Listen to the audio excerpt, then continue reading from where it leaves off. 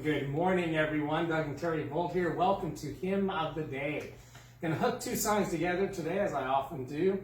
I want to just lead us to just a time of worship and focus on this Sunday morning. There are many distractions out there. And welcome to life, but I think especially right now. But just right now, I just want to just bring us all together to bow at the foot of the cross and to worship the Lord. All hail the power of Jesus' name is the hymn.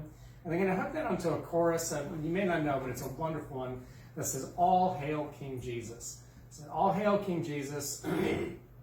All hail Emmanuel, King of kings, Lord of lords, bright morning star. So all hail King Jesus, and all hail the power of Jesus' name, and all hail King Jesus.